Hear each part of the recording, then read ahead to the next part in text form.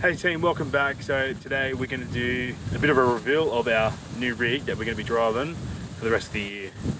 So as some of you might have seen in the comments that we do have a Hilux. There was a few different choices. I was thinking about the BT50 at one stage, we were thinking about the Ford Ranger. The look of the new BT50 I really don't like. It's very much a big turn off. And the Ford Ranger, well, I guess it's a little bit too expensive for what you're paying for. So that's why we went with the Toyota Hilux.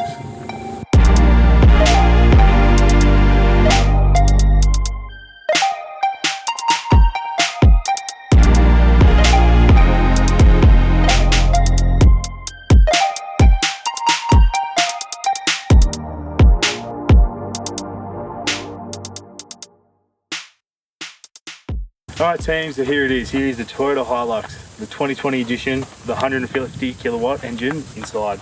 We went with the colour black.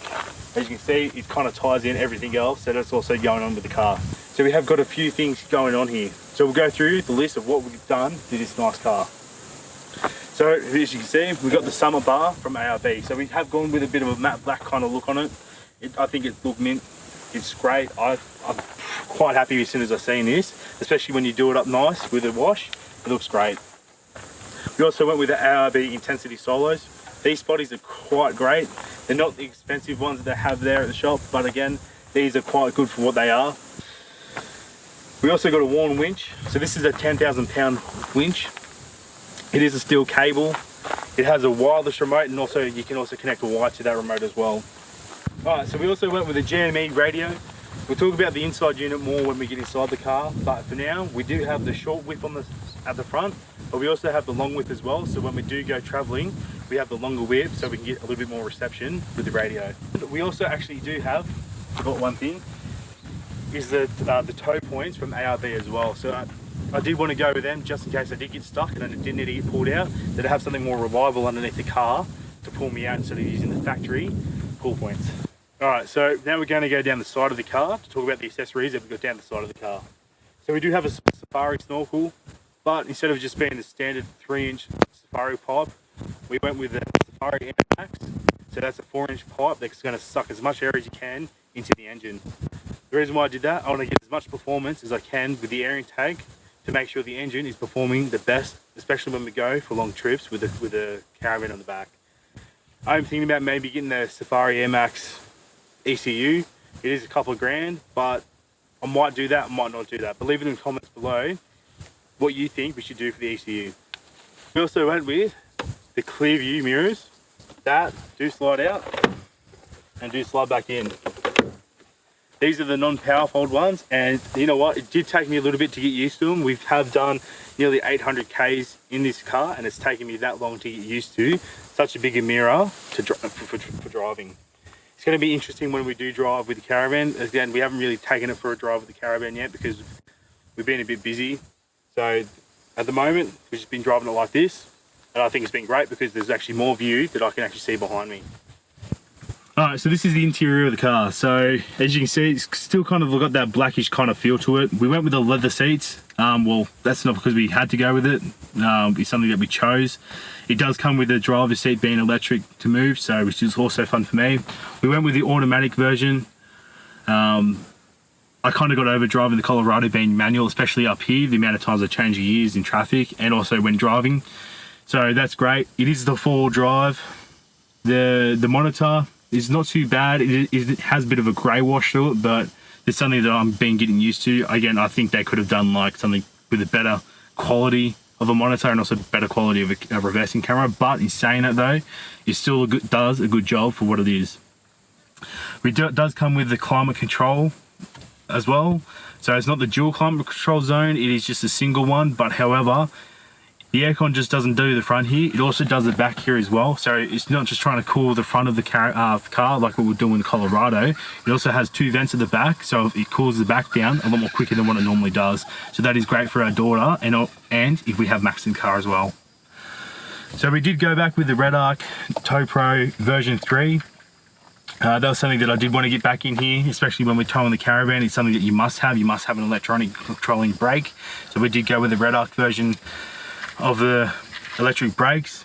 This is the UHF. So this is something different compared to a lot of the other ones out in the market.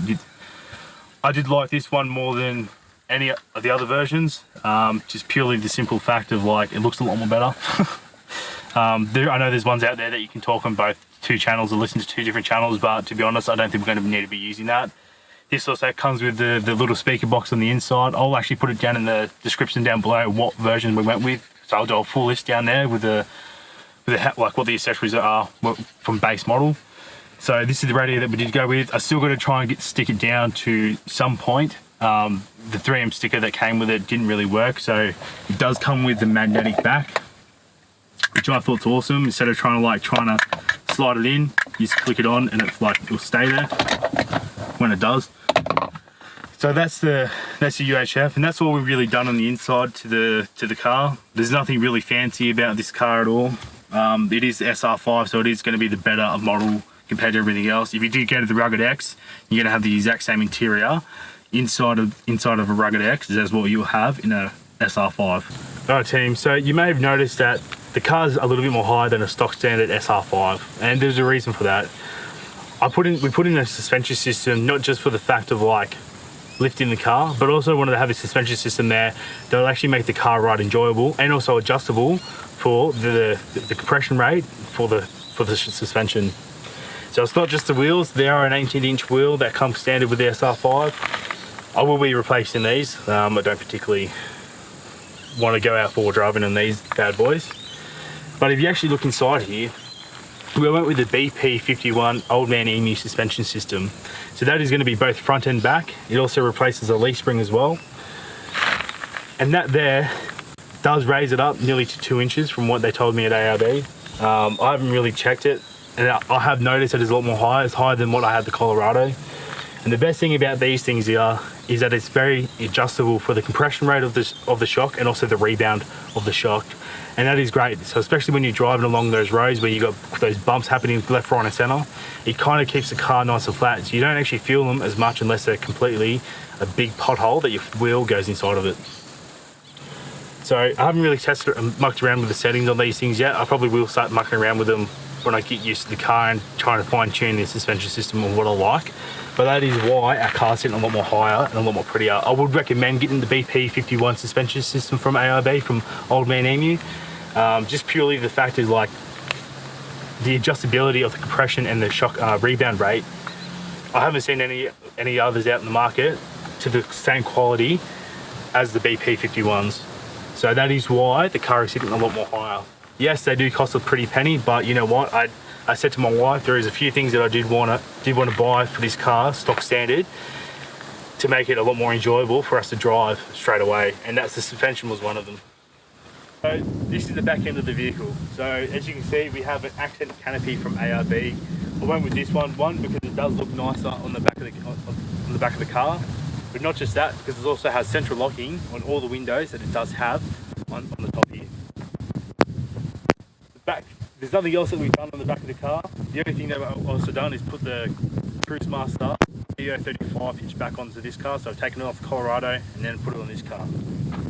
We'll go in and actually see what's going on the back here. So as you can see here, we have got the ARB drawer slides in the back here. We went with those because one, again, we did send it to ARB and I was just like, stuff it, let's get a lot of their products in here because they actually are great quality for the price that you're spending on them. The drawer does come out. It's a nice big deep drawer. But you saw the extra long whip in here. That's all we actually store in here at the moment. If anything, it's more for day-to-day use for when we go to the shops. But when we actually start packing it to go for longer haul travels, probably back down home to go see our family, or when we actually do a fat lap of Australia, we're going to be storing this up and actually it's going to be chock-a-block. So again, we are future-proof in this car for when we actually want to go for a lap of Australia. It's nice and locked in there, doesn't it? These sides do open. In these sides, they're more for like when you want to put a battery system in there or an air compression tank in there as well. That's something that we might be doing later on in the year. We'll do that later on in the year once we get a little bit more money behind us and actually do this more, because I actually do want to put a seal along this as well. As you can see, it's quite dusty in here as well, so there'll be a seal going along inside here. We'll be putting the fridge, we'll be putting roof rack on top with solar, so we can actually keep these batteries going. And this one, I might even try and get it to the point where we can actually, if we run out of the battery power in the front of the car, we can use this battery to jump start the car just in case. At the back there is more storage, more lids to lift, but am I going to be able to get access to them without a step ladder? I highly doubt it, especially with these suspension being as high as what it is. I'm on my tippy toes half the time trying to get in the bloody thing. So it is a very nice system that we got going on the back here. So when we come around to the side here, we've got this window here that does open. Now to open it up, there is a discrete button on the side here that does unlock it. As soon as you unlock it, you can lift it up and gain access to here. And I actually think it's a nice big window to actually gain access into it. Again, I'm going to need to be on my tippy toes half the time because of the suspension and how high they are. The reason why I did like the access canopy is because of this reason. One, because of the discrete button on the side here, but also there's no locking mechanisms here that anyone can grab a screwdriver and unlock the side of your car and steal stuff from the back of your canopy. So again, this is all central locking. So when you hit the button on the keys, everything's going to lock. So this is all the accessories that we have at the moment. Alright team, so this is the new car. I'm so glad we could show it to you and show you what we've done to the car as well. It did take us a while to get our hands on this car, but ever since then, I've fallen in love with the Toyota. It is a lot more better than a Colorado that we did have. So especially in that it is a four-wheel drive instead of it being a two-wheel drive, and also now it's automatic. Makes my life a lot more easier. So let us know in the comments below what you think we should do to the car. There's a lot of things that we can do, or let us know with your opinion of what things are out there for us to do as well. So until next time, I hope you guys get out into the country and actually see the beautiful land that we are in, and actually get out there and explore and enjoying your weekends as well instead of staying home. So don't forget to like, subscribe and comment. Until next time, we'll see you then.